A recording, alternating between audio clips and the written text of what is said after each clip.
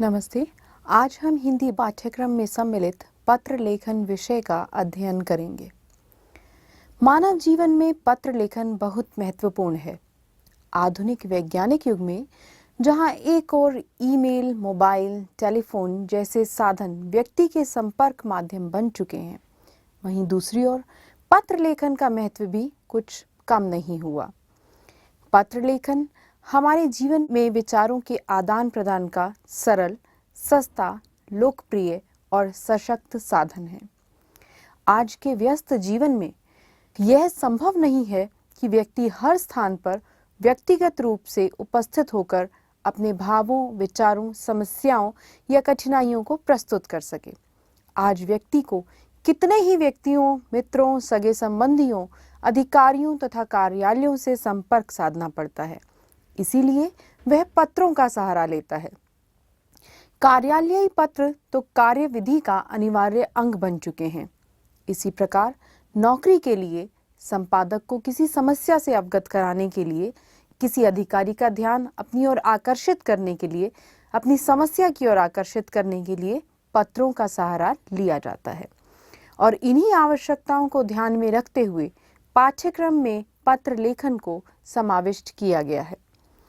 पत्र दो प्रकार के होते हैं, अनौपचारिक पत्र और औपचारिक पत्र। अनौपचारिक पत्र वे हैं जिन व्यक्तियों के साथ व्यक्तिगत और आत्मीय संबंध होते हैं, उन्हें लिखे जाने वाले पत्र अनौपचारिक पत्र कहलाते हैं। ये इनफॉर्मल लेटर हैं जहां व्यक्ति का संबंध व्यक्तिगत और आत्मीय होता है। जिन्हें पत्र लिखा जा रहा है उनके साथ व्यक्तिगत रूप से संबंधित हैं और आत्मीय हैं। ऐसे पत्र प्राय सगे संबंधियों, मित्रों और परिवार के सदस्यों को लिखे जाते हैं। माता पिता, भाई बहन, चाचा, मामा, मौसी, बुआ, दादा, नाना, मित्रों आदि को पत्र लिखते समय अपनत्व की भावना होती है। इनमें कोई औपचारिकता नहीं होती, इसलिए इन्हें अनौपचारिक कहा गया है। क्योंकि इनमें औपचारिकता नहीं है, इसलिए इन्हें अनौपचारिक पत्र कहा जाता है। इनमें मन के भावों और विचारों को निसंकोच व्यक्त किया जाता है। और दूसरा है औपचारिक पत्र। औपचारिक पत्र वे हैं जिन व्यक्तियों के साथ व्यक्तिगत संबंध औपचारिक होते हैं, जिनके साथ आप बातचीत कर रहे हैं परंतु औपचारिक, फॉर्मल है, उन्हें लिखे जाने वाले पत्र औपचारिक पत्र कहलाते हैं। इस प्रकार के पत्र कक्षा अध्यापकों, प्रधानाचार्यों, संपादकों, सरकारी एवं अन्य कार्यालयों के अधिकारियों, निजी संस्थाओं के प्रमुखों तथा व्यापारियों आदि को लिखे जाते हैं। इस प्रकार पत्र के दो भेद हैं, अनौपचारिक और औपचारिक, इनफॉर्मल और फॉर्मल लेटर। पत्र लिखते समय कुछ बातों का ध्यान रखना होता है। आइए उन बातों को जानते हैं। पत्र लिखते समय ध्यान रखने योग्य बातें। पत्र लिखते समय अपनी और पत्र पाने वाले की आयु, योग्यता तथा पद आदि का ध्यान रखना चाहिए। जिसे आप पत्र लिख रहे हैं, ये ध्यान रखना चाहिए कि उसका क्या पद है, क्या डेजिग्नेशन है, क्या उसकी आयु है, योग्यता है। उसी आधार पर आप पत्र लिखेंगे, वैसी ही भाषा का उसमें प्रयोग करेंगे। पत्र सामग्री सार युक्त होनी चाहिए। पत्र सामग्री, पत्र में जो आप लिख रहे हैं वो सार युक्त होनी चाहिए। उसका कोई सार होना चाहिए, लिखने का कोई सही अर्थ होना चाहिए। पत्र की भाषा सरल, स्पष्ट तथा प्रभावशाली होनी चाहिए।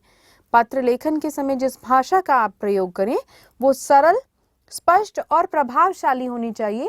तभी आपकी बात किसी व्यक्ति के लिए प्रभावशाली स्थापित होगी जिसे आप पत्र लिख रहे हैं।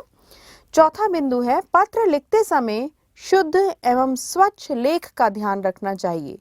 जब आप पत्र लिख रहे हैं तो ऐसी स्पष्ट भाषा, शुद्ध शब्दों का वहाँ प्रयोग करना चाहिए, ऐसी लिखाई का प्रयोग करना चाहिए जो कि सही ढंग से समझ में आए। पत्र में अनावश्यक रूप से काट छांट नहीं करनी चाहिए ताकि स्पष्टता की स्थिति बनी रहे।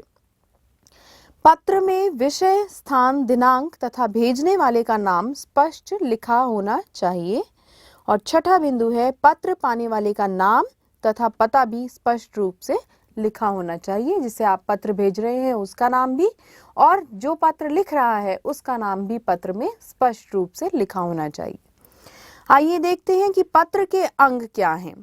सामान्यतः पत्र के निम्नलिखित अंग होते हैं, जिसमें क है भेजने वाले का पता व दिनांक।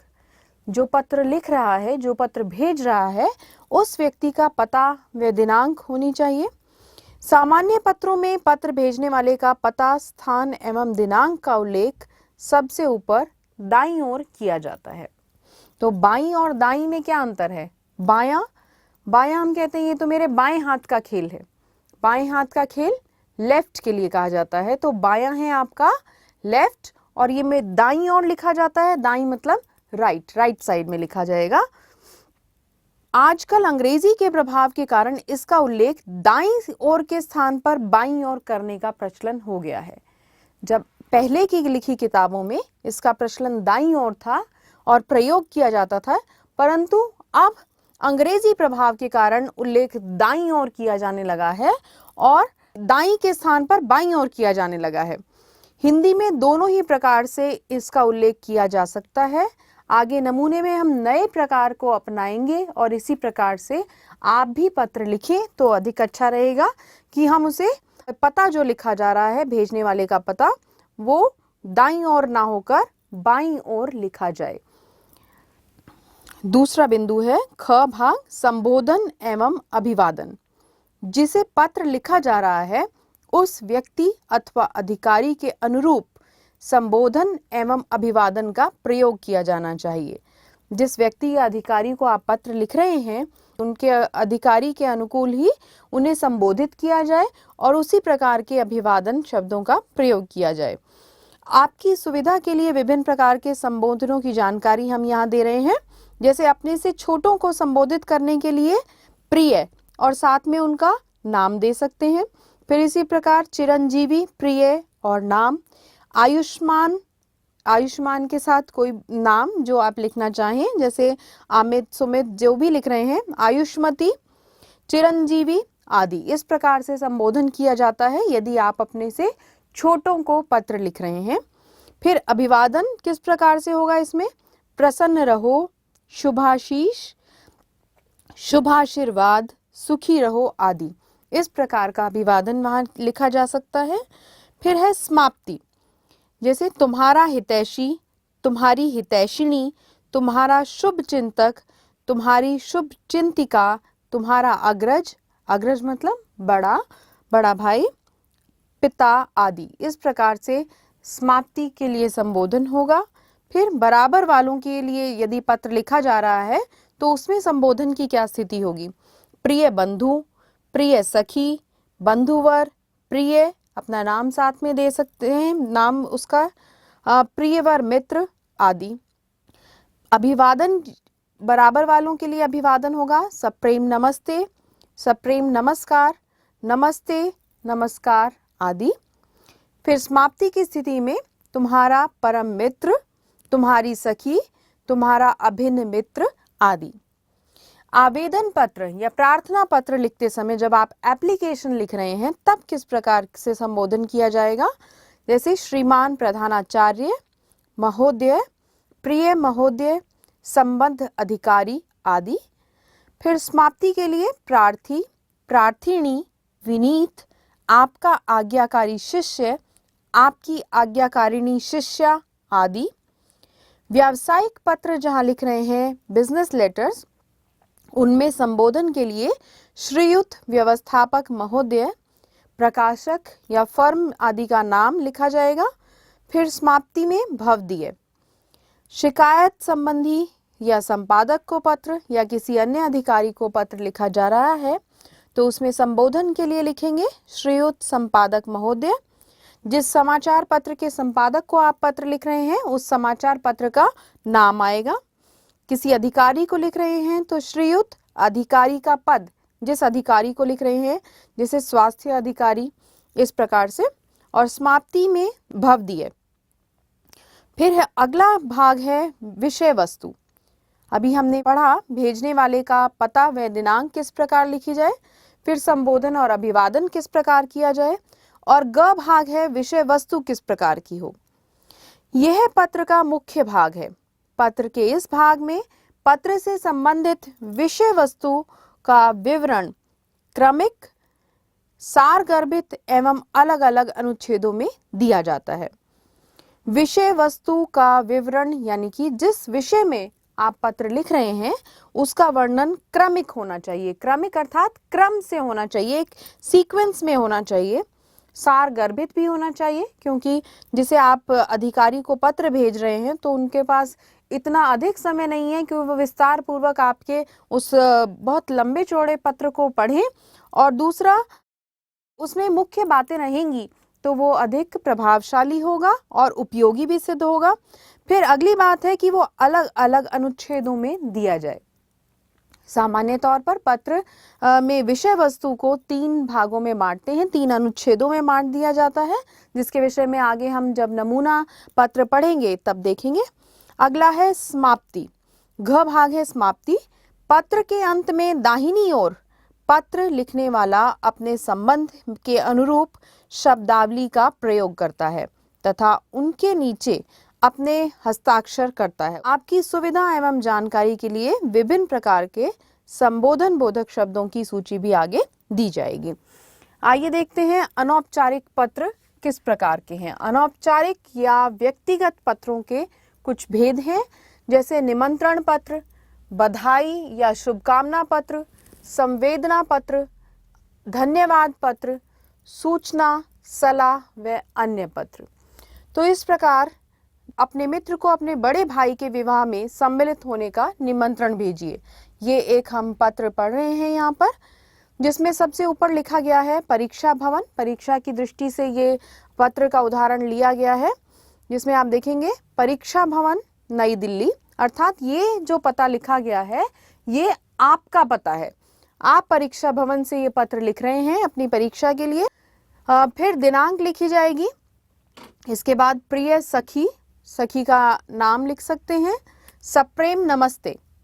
तुम्हें यह जानकर हार्दिक प्रसन्नता होगी कि ईश्वर की असीम अनुकंपा से मेरे बड़े भाई अखिलेश का शुभ विवाह जयपुर निवासी कमलेश शर्मा जी की सुपुत्री नीतू से दिनांक 19 फरवरी, जो भी आप लिखना चाहें दिनांक, उसको होना निश्चित हुआ है।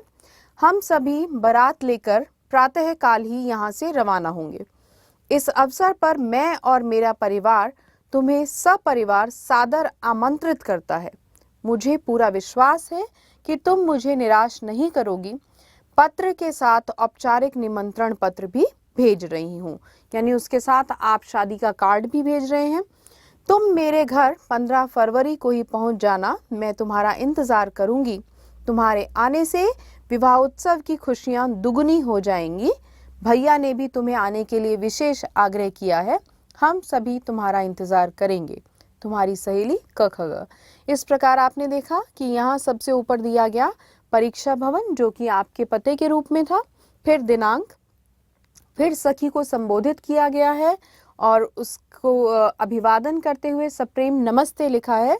फिर 3 पैराग्राफ में 3 अनुच्छेदों में इस पत्र को बांटा है, जिसमें पहले में बताया गया कि कब विवाह है, दूसरे में उस विषय वस्तु का विस्तार किया गया है कि किस प्रकार का कार्यक्रम है, बारात कहाँ से रवाना होगी और आप आमंत्रित कर रही हैं, और तीसरे पैराग्राफ में, तीसरे अनुच्छेद में आप बता रही हैं कि किस प्रकार आप उनका इंतजार कर रही हैं और एक विशेष आग्रह पुनः किया गया है विवाह में आमंत्रित करने का। और फिर नीचे लिखा गया है तुम्हारी सहेली और क ख ग, ये समाप्ति के रूप में। एक अन्य उदाहरण हम देखते हैं, कविता प्रतियोगिता में प्रथम आने पर छोटे भाई को बधाई पत्र। तो भाई को पत्र लिखा गया है जो कि छोटे भाई के लिए। तो परीक्षा भवन नई दिल्ली, दिनांक, फिर प्रिय माधव सदा खुश रहो। अभी अभी मुझे माताजी का पत्र मिला है जिसमें उन्होंने मुझे तुम्हारे कविता प्रतियोगिता में प्रथम आने का समाचार दिया है। तुम्हारे द्वारा लिखी कविता भी माँ ने भेजी है, जिसे पढ़कर मुझे अत्यंत प्रसन्नता हुई। मैंने इसका जिक्र अपने मित्रों से भी किया है, वे भी बहुत खुश हुए। इस अवसर पर मेरी हार्दिक बधाई स्वीकार करो। यहाँ आपने जिस विषय के लिए कविता प्रतियोगिता में प्रथम आने पर भाई को बधाई देने का पत्र है। में पहले अनुच्छेद में आपने यहाँ स्पष्ट कर दिया कि आपने किस प्रकार उस कविता को पढ़ा और उसके लिए आप बधाई दे रहे हैं अपने भाई को। फिर कह रहे हैं, माधव तुमने वाकई बहुत अच्छी कविता लिखी थी, भविष्य में भी इस प्रकार अपनी रचनात्मक क्षमता को बढ़ाते रहना। मैं जानता हूँ कि अभी तो तुम ऐसी कई प्रतियोगिताओं में प्रथम स्थान पाकर जीत के झंडे गाड़ोगे। फिर अंतिम अनुच्छेद में लिखा है, हम सभी की शुभकामनाएं सदैव तुम्हारे साथ हैं।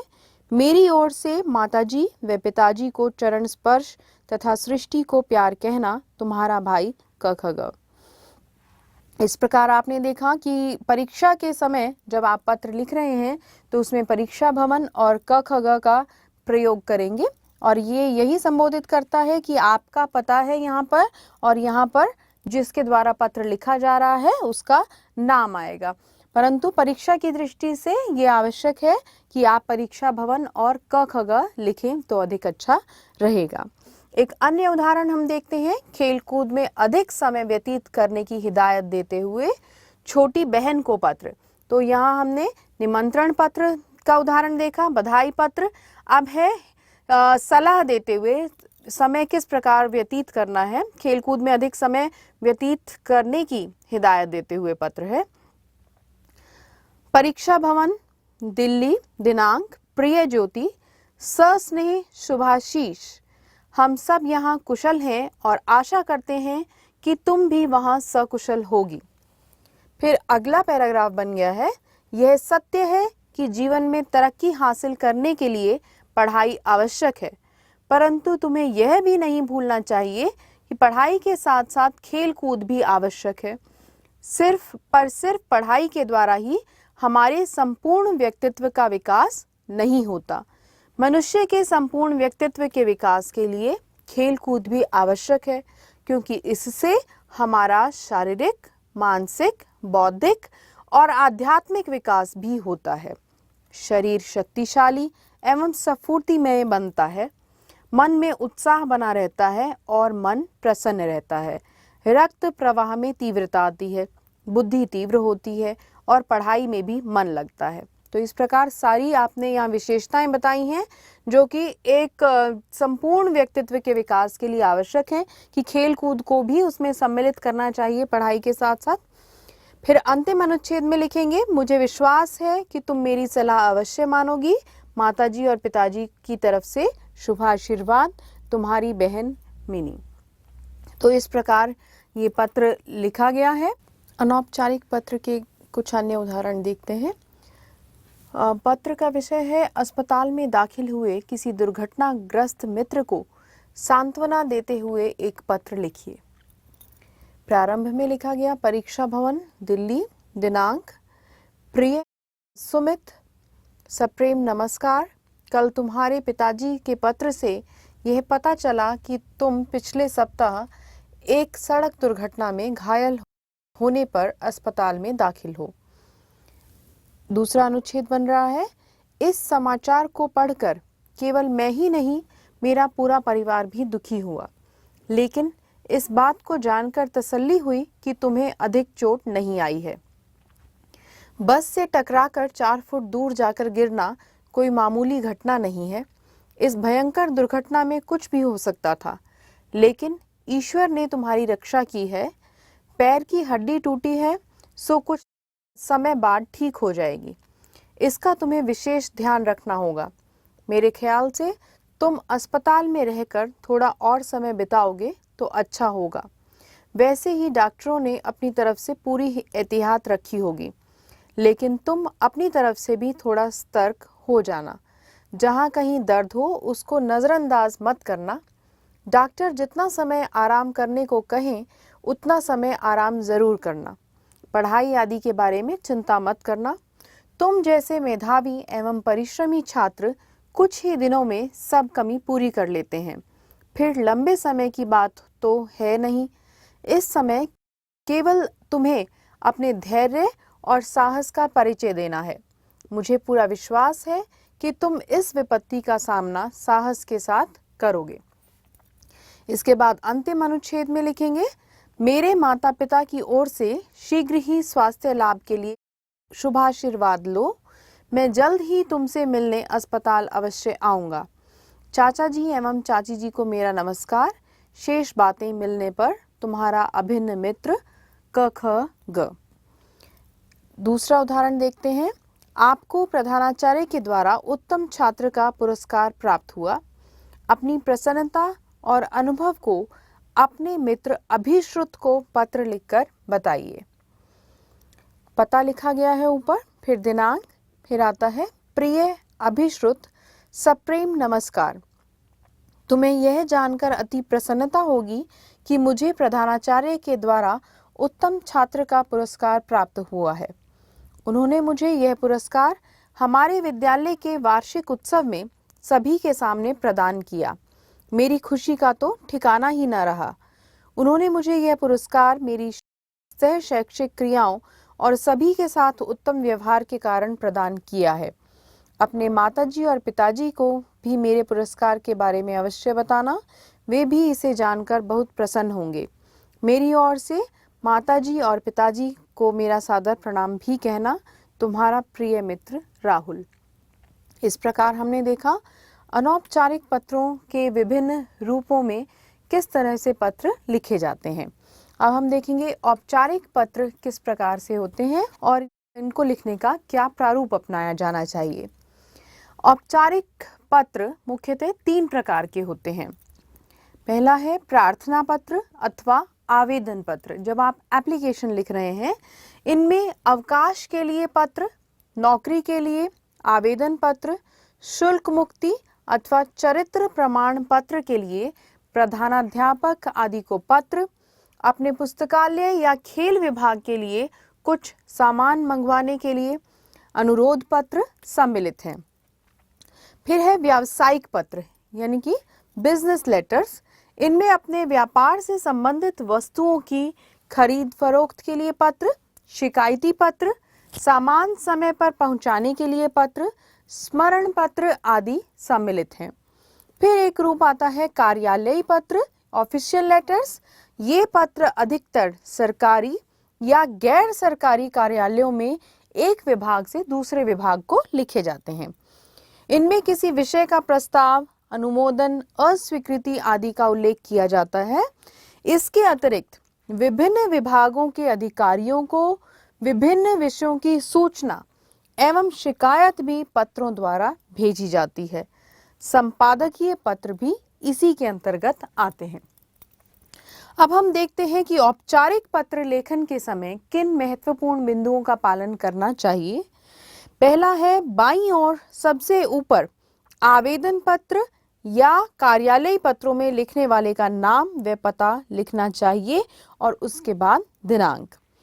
विद्यालय के प्रधानाचार्य या अध्यापक अध्यापिका को प्रार्थना पत्र या आवेदन पत्र लिखते समय सबसे नीचे अपने नाम के साथ कक्षा, वर्ग तथा अनुक्रमांक लिखना चाहिए। दिनांक उसके नीचे लिखें। तीसरा बिंदु है पत्र शुरू करने से पहले पत्र लिखने का कारण लिखा जाता है। इसमें विषय लिखा जाता है कि किस कारण से आप पत्र लिख रहे हैं, जैसे विषय अवकाश के लिए पत्र अथवा बिजली की आपूर्ति के लिए पत्र आदि। चौथा बिंदु है इसके नीचे संबोधन होता है, जैसे महोदय, मान्यवर, श्रीमान आदि। फिर पांचवा है इन पत्रों में प्रणाम, नमस्कार आदि कुछ नहीं लिखा जाता। अगले अनुच्छेद में कारण से संबंधित विषय का विस्तार लिखा जाता है और अंत में कोई कार्य करने का अनुरोध किया जाता है। इसके पश्चात प्रार्थी, भवदीया, आपका आज्ञाकारी शिष्य, आपकी आज्ञाकारिणी शिष्या आदि लिखा जाता है। इसके नीचे पत्र लिखने वाले का अपना नाम होता है। प्रार्थना पत्र या आवेदन पत्र किस प्रकार लिखे जाते हैं, आइए इनका प्रारूप देखते हैं। क्या फॉर्मेट रहेगा इनका। प्रधानाचार्य या प्रधानाचार्या को आवेदन पत्र लिखने की शैली इस प्रकार है। सेवा में जिसे पत्र लिखा जा रहा है, प्रधानाचार्य या प्रधानाचार्या, विद्यालय का नाम, फिर विद्यालय का पता, फिर विषय, फिर संबोधन। उसके पश्चात यहाँ जो आपका विषय लिखा जाएगा उसका विस्तार किया जाएगा। फिर समाप्ति होगी जिसमें आप आत्मनिर्देश, पत्र लेखक का नाम, कक्षा तथा वर्ग, अनुक्रमांक और दिनांक होगी। आइए अब हम औपचारिक पत्रों के उदाहरण के अंतर्गत कुछ पत्र देखते हैं। पहला है, अपने विद्यालय के प्रधानाचार्य को पत्र लिखिए जिसमें पुस्तकालय में हिंदी की अच्छी पुस्तकें व पत्रिकाएं मंगाने के लिए निवेदन किया गया हो। सबसे ऊपर हम संबोधित करेंगे प्रधानाचार्य महोदय, विद्यालय का नाम लिखा जाएगा, जैसे यहाँ लिखा गया है अखिल भारतीय पब्लिक स्कूल, रोहिणी, नई दिल्ली। इसके बाद विषय, पुस्तकालय में हिंदी की पुस्तकें एवं पत्रिकाएं मंगवाने के संबंध में। फिर संबोधन करेंगे, महोदय, सविनय निवेदन है कि मैं आपके विद्यालय में 10वीं कक्षा का छात्र हूं तथा विद्यालय के हिंदी विभाग का छात्र संपादक भी हूं। आपके कुशल मार्गदर्शन एवं नेतृत्व में विद्यालय हर क्षेत्र में अग्रणी है। हमारे विद्यालय का पुस्तकालय भी अति समृद्ध है।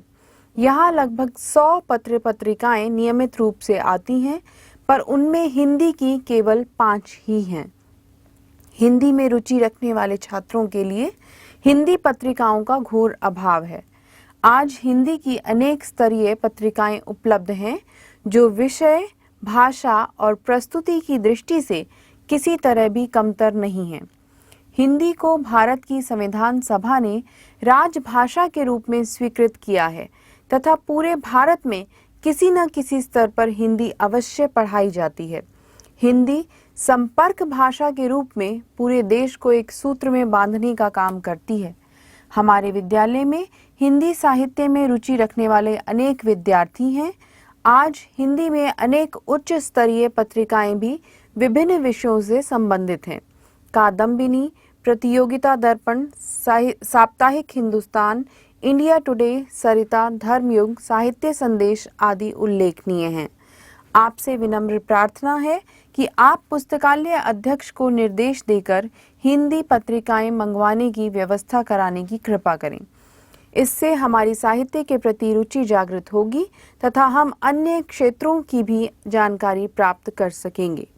धन्यवाद। आपका आज्ञाकारी शिष्य वैभव गौड़, कक्षा 10वीं अ, तत्पश्चात दिनांक। तो ये था आपका प्रधानाचार्य के लिए निवेदन पत्र। एक अन्य उदाहरण हम देखते हैं जिसमें विद्यालय के प्रधानाचार्य को ही पत्र लिखा गया है और खेल कूद के सामान की पूर्ति कराने हेतु यह पत्र है। श्रीमान प्रधानाचार्य महोदय, दीप कलम विद्यालय, आगरा, विषय खेल कूद के सामान की पूर्ति हेतु पत्र। मान्यवर, मैं 10वीं कक्षा में अध्ययनरत हूँ तथा खेल परिषद का उप कप्तान होने के नाते आपका ध्यान खेल कूद के सामान की कमी की ओर आकर्षित करना चाहता हूँ। हमारा विद्यालय शैक्षिक दृष्टि से अपने क्षेत्र के सर्वोत्तम विद्यालयों में गिना जाता है।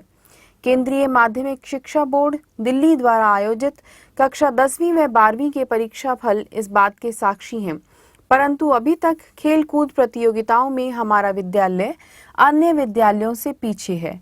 हमारे विद्यालय में प्रतिभावान विद्यार्थियों की कमी नहीं है, परंतु अन्य विद्यालयों की भांति विभिन्न खेलों के प्रशिक्षण नहीं होने के कारण विद्यार्थी किसी भी खेल में विशेष स्थान प्राप्त करने में असमर्थ रह जाते हैं। पिछले कुछ वर्षों से खेल कूद के सामान की पूर्ति में कमी आई है। गत वर्ष सामान देरी से आने के कारण हमारी टीमों का ठीक अभ्यास नहीं हो पाया था, इसलिए हम अपेक्षा के अनुसार प्रदर्शन नहीं कर पाए। मेरा विनम्र निवेदन है कि खेलों का पर्याप्त सामान तुरंत मंगवाया जाए तथा विशेष प्रशिक्षकों की नियुक्ति करके प्रतिभावान छात्रों को विशेष प्रशिक्षण दिलवाया जाए। एक स्पेशल ट्रेनिंग के लिए यहाँ पे प्रार्थना की जा रही है। साथ ही खेलकूद प्रतियोगिता में भाग लेने वाले विद्यार्थियों को उचित प्रोत्साहन भी दिया जाए। मुझे यह विश्वास है कि आप इस दिशा में अवश्य ध्यान देंगे तथा खेलों के स्तर को बढ़ाने के लिए आवश्यक कदम उठाएंगे। आपका आज्ञाकारी छात्र क ख ग दिनांक। नौकरी के लिए आवेदन पत्र किस प्रकार से लिखे जाते हैं, इस प्रारूप को जानते हैं। सेवा में जिस अधिकारी को पत्र लिखा जा रहा है उसके बाद वहां अधिकारी का पद लिखा जाएगा। नाम नहीं लिखेंगे अधिकारी का, पद ही लिखेंगे। फिर कार्यालय का नाम, कार्यालय का पता, विषय, पत्र का विषय जो भी जिसके लिए आप आवेदन लिख रहे हैं, फिर संबोधन, इसके पश्चात शैक्षणिक योग्यता और आत्म परिचय दिया जाएगा। नाम, माता पिता का नाम, पता, जन्म तिथि, शैक्षिक योग्यता, अनुभव। फिर पत्र की समाप्ति में आत्मनिर्देश, हस्ताक्षर, पत्र लेखक का नाम, पता व दिनांक। तो देखते हैं इसी से संबंधित एक उदाहरण। एक प्रतिष्ठित कंपनी में क्लर्क के रिक्त पद हेतु आवेदन पत्र लिखिए। क्लर्क की पोस्ट के लिए एक पत्र लिखा जा रहा है। सेवा में कंपनी सचिव, गोयल ब्रदर्स प्रकाशन, नोएडा, उत्तर प्रदेश। विषय है क्लर्क पद के लिए आवेदन। महोदय, हिंदी के दैनिक जागरण में विज्ञापित संख्या जो 475 के अनुसार मैं लिपिक पद हेतु आवेदन पत्र प्रस्तुत कर रहा हूं। तो यहाँ पर क्लर्क के लिए आवेदन पत्र लिखे जाने में आप किसी समाचार पत्र का रेफरेंस दे सकते हैं जहां से आपने विज्ञापन देखकर अपने उस पद हेतु आवेदन दिया है, उसका रेफरेंस यहाँ पर दिया जाएगा, उसके विषय में बताया जाएगा। जैसे यहाँ दैनिक जागरण में विज्ञापित पत्र संख्या बताई गई है। इसके बाद आप अपना परिचय देंगे। मेरा परिचय शैक्षिक योग्यता विवरण नियमानुसार है। नाम, पिता का नाम, माता का नाम, जन्म तिथि, पत्र व्यवहार का पता, दूरभाष। फिर शैक्षिक योग्यताएं जैसे कक्षा 10वीं में विद्यालय का नाम, फिर बोर्ड और उत्तीर्ण वर्ष, किस वर्ष में आपने परीक्षा उत्तीर्ण की है, प्राप्तांक, कितने अंक प्राप्त किए हैं, फिर विषय। इसी प्रकार कक्षा 12वीं, आप भले ही कक्षा 10वीं के छात्र हैं परंतु जिस पद के लिए आप आवेदन पत्र लिख रहे हैं उसी के अनुसार आपको अपनी शैक्षणिक योग्यताएं यहाँ पर लिखनी होंगी। जैसे यहाँ पर लिखा गया है, फिर कक्षा 12वीं, फिर विद्यालय का नाम, बोर्ड CBSE, उत्तीर्ण वर्ष मई 1992, प्राप्तांक दिए गए हैं, फिर है विषय बताए गए हैं। इसके बाद BA यहाँ पर लिखा गया है, कॉलेज का नाम, दिल्ली यूनिवर्सिटी, किस वर्ष में उत्तीर्ण की, फिर कितने अंक प्राप्त किए, फिर विषय। इसके बाद में आपका टंकण, कितनी टाइपिंग आप किस हिसाब से कर सकते हैं, टंकण बताया गया है। 2 वर्षीय ITI प्रशिक्षण लिया है जिसके लिए। हिंदी टंकण गति, टाइपिंग की स्पीड कितनी है, क्योंकि क्लर्क के पद हेतु आवेदन दिया जा रहा है तो इसलिए आपको यहाँ टाइपिंग की स्पीड अपनी बतानी होगी। हिंदी टंकण गति 35 शब्द प्रति मिनट और अंग्रेजी टंकण गति 55 शब्द प्रति मिनट। फिर अपना अनुभव, एक्सपीरियंस बताएंगे क्योंकि नौकरी के लिए आप आवेदन दे रहे हैं तो आपका एक्सपीरियंस वहां पर मैटर रखता है, काउंट करता है। जैसे अनुभव दिया गया है, एक इंटरनेशनल कंपनी में 1 वर्ष का अनुभव और इंटरनेशनल कंपनी में अभी भी कार्यरत हैं। तो आशा करता हूं कि आप उपयुक्त विवरण के आधार पर मुझे साक्षात्कार समिति, इंटरव्यू बोर्ड के सामने, साक्षात्कार समिति के समक्ष अपनी पात्रता सिद्ध करने का मौका अवश्य प्रदान करेंगे। प्रार्थी, उसके बाद में नाम मनोज कुमार, पता लिखा जाएगा नई दिल्ली। एक बात विशेष रूप से ध्यान देने की है कि आप जब आवेदन दे रहे हैं किसी पद के लिए, आप अपनी नौकरी हेतु आवेदन दे रहे हैं तो साथ में आप कुछ अपने सर्टिफिकेट्स अटैच करते हैं जिसके लिए लिखा जाएगा संलग्नक।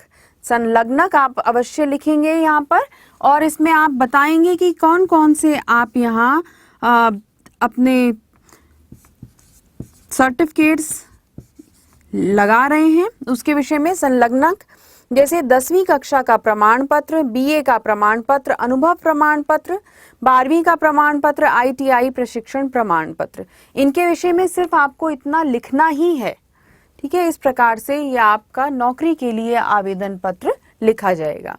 फिर देखते हैं हम शिकायती या कार्यालयी पत्रों के विषय में। आपके आसपास की दुकानों में मिलावटी सामान बेचा जा रहा है, इसकी सूचना देते हुए कपिल कुमार, 54 पीतमपुरा, पानीपत की ओर से स्वास्थ्य अधिकारी को पत्र लिखें। पत्र की शुरुआत में लिखेंगे स्वास्थ्य अधिकारी, नगर निगम पानीपत। फिर विषय है पानीपत में दुकानदारों द्वारा मिलावटी सामान बेचा जाना। महोदय, मैं सेक्टर 54 पीतमपुरा का एक निवासी हूँ। मैं आपका ध्यान यहाँ की उन दुकानों की ओर खींचना चाहता हूँ जहाँ दुकानदार मिलावटी सामान बेच रहे हैं। ये आपने यहाँ पर आरंभ किया है, एक पंक्ति लिखी है जिसके माध्यम से आप बता रहे हैं कि आप पत्र क्यों लिख रहे हैं। अब उसी का विस्तार करेंगे एक दूसरे अनुच्छेद के रूप में। आजकल हमारे सेक्टर और इनकी आसपास की कुछ दुकानों में दुकानदार लोगों को ठगने के लिए और अपना लाभ कमाने के लिए सामान में मिलावट कर रहे हैं, जैसे लाल मिर्च पाउडर में ईंट का चूरा मिला देना या हल्दी में पीला रंग मिला देना। इससे ये ग्राहकों को बढ़िया कीमत पर घटिया माल बेच रहे हैं। ऐसा मिलावटी सामान खाना लोगों की सेहत के लिए भी हानिकारक है। अगर कोई इन पर आरोप लगाता है या इन्हें ऐसा करने से रोकता है तो वे उन पर झूठा आरोप लगा देते हैं। अतः आपसे अनुरोध है कि आप इन दुकानदारों के विरुद्ध आवश्यक कदम उठाएं तथा इन्हें उचित सबक सिखाएं और यहाँ के निवासियों को स्वास्थ्यवर्धक वस्तुएं उपलब्ध करवाएं। आपकी इस कृपा के लिए हम सभी सदा आपके आभारी रहेंगे। भवदीय कपिल कुमार, 54 पानीपत। उसके बाद में दिनांक लिखी जाएगी। फिर एक अन्य पत्र हम देखते हैं जिसमें जिला अधिकारी को पत्र लिखा गया है। अपने क्षेत्र में पेड़ पौधों के अनियंत्रित कटाव को रोकने के लिए जिलाधिकारी को पत्र लिखिए। परीक्षा भवन, दिल्ली सेवा में श्रीयुत जिलाधिकारी महोदय, लोक विहार, नई दिल्ली। दिनांक, विषय है पेड़ पौधों का अनियंत्रित कटाव। मान्यवर, मैं आपका ध्यान अपने क्षेत्र में पेड़ पौधों के अंधाधुंध कटाव की ओर दिलाना चाहता हूं, जो क्षेत्र के पर्यावरण को संतुलित कर जनजीवन के लिए भयावह सिद्ध हो सकता है। यह सर्वविदित है कि बढ़ती हुई जनसंख्या के लिए आवास एक समस्या बनी हुई है।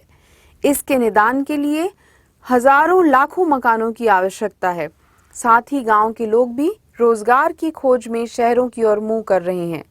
परिणाम स्वरूप शहरों में आवास समस्या को दूर करने के लिए नई बस्तियां बन रही हैं। इन नई बस्तियों के निर्माण के लिए जंगल साफ किए जा रहे हैं और वहां लगे पेड़ों का सफाया किया जा रहा है। अपने स्वार्थ के लिए प्राणदाता वृक्षों को काटने से होने वाले दूरगामी दुष्परिणाम को नहीं जानते। प्रशासन का कर्तव्य होना चाहिए कि वे हरे भरे पेड़ काटने वालों के विरुद्ध कठोर कार्रवाई करें। इस खतरनाक प्रवृत्ति को रोकने के लिए लोगों को समझाया जाए कि पेड़ किस तरह जीवन के मित्र हैं। पेड़ पर्यावरण को सुधारने, ऑक्सीजन उपलब्ध करने, बाढ़ों को रोकने तथा भूमि क्षरण पर रोक लगाने में सहायक हैं। अतः इनकी अंधाधुंध कटाई दंडनीय अपराध है। आशा है कि आप हमारे क्षेत्र के पेड़ों के अनियंत्रित कटाव पर रोक तथा नए पौधे लगाने का अभियान चलाएंगे। धन्यवाद। भवदीय लोक विहार के निवासीगण। एक अन्य उदाहरण हम ले रहे हैं यहाँ शिकायती पत्र के अनुसार ही। नगर निगम अधिकारी को अपने मोहल्ले की सफाई की दुर्व्यवस्था की ओर ध्यान दिलाते हुए रमाशंकर की ओर से शिकायती पत्र लिखिए या अपने क्षेत्र के स्वास्थ्य अधिकारी को पत्र लिखकर गंदगी के कारण बढ़ रही समस्याओं का उल्लेख कर उसे दूर करवाने का अनुरोध कीजिए। रमाशंकर, अध्यक्ष जन जागरण मंच, आपका पता आएगा यहाँ पर जन जागरण मंच, मुल्तान नगर, नई दिल्ली। क्योंकि यहाँ पत्र में दिया हुआ है नाम तो आप विशेष रूप से इसी नाम का प्रयोग करेंगे। हाँ, दिनांक स्वास्थ्य अधिकारी, दिल्ली नगर निगम, पंजाबी बाग, नई दिल्ली। विषय मुल्तान नगर की सफाई व्यवस्था के संबंध में शिकायत। महोदय, इस पत्र के माध्यम से मैं आपका ध्यान आपके अधिकार क्षेत्र में आने वाले पश्चिमी दिल्ली के क्षेत्र की सफाई की समस्या की ओर आकर्षित करना चाहता हूँ। इस क्षेत्र में सफाई का प्रबंध ठीक नहीं है। स्थान स्थान पर कूड़े के ढेर भी इकट्ठे हो गए हैं, जिससे वातावरण दुर्गंधमय बन गया है। यही नहीं, आसपास गड्ढों में भरा पानी मच्छरों को पनपने का मौका दे रहा है। महोदय, इन दिनों मलेरिया और डेंगू का प्रकोप बढ़ रहा है, जिसके कारण इस क्षेत्र के सभी निवासी अत्यंत भयभीत हैं। सफाई के संबंध में कई बार स्थानीय स्वास्थ्य निरीक्षक से संपर्क किया गया, पर कोई समाधान न निकला और स्थिति ज्यों की त्यों बनी हुई है। अतः विवश होकर आपका द्वार खटखटाना पड़ा। फिर अंतिम अनुच्छेद में अपने अनुरोध को पुनः स्थापित करते हुए आप बताएंगे, आपसे अनुरोध है कि इस गंभीर समस्या के समाधान के लिए तत्काल अपने अधीनस्थ अधिकारियों एवं कर्मचारियों को निर्देश देकर हमें अनुग्रहित करें तथा एक बार स्वयं इस क्षेत्र का दौरा करें। पूर्ण सहयोग की आशा में भवदीय रमाशंकर, अध्यक्ष जन जागरण मंच, मुल्तान नगर।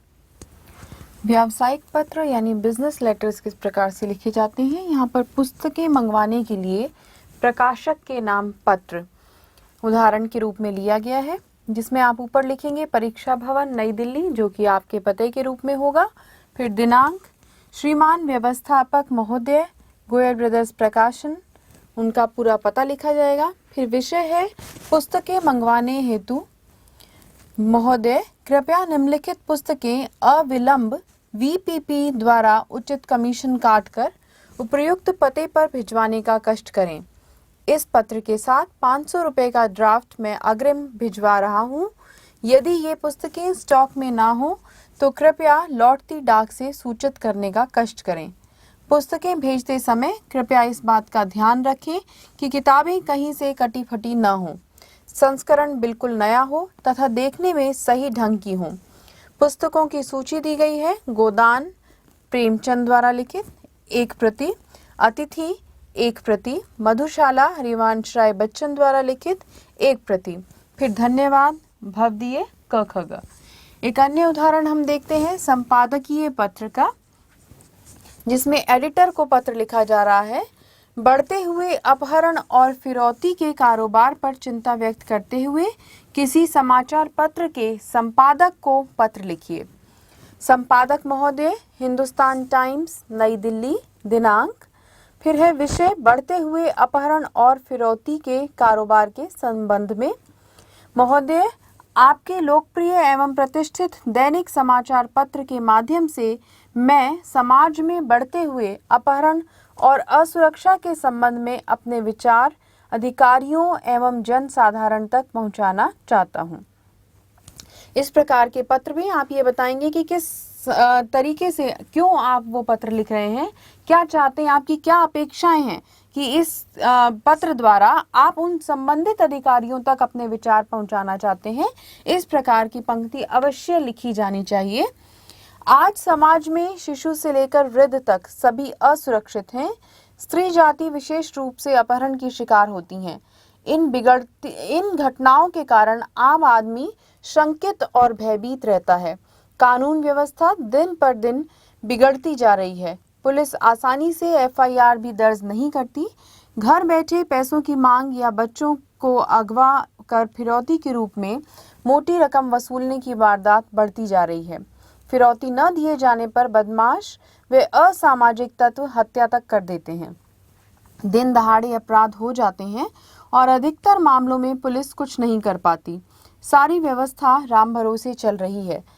समाचार पत्र और दूरदर्शन से ऐसे समाचार जानकर लोगों की मानसिक स्थिति दयनीय होती जा रही है।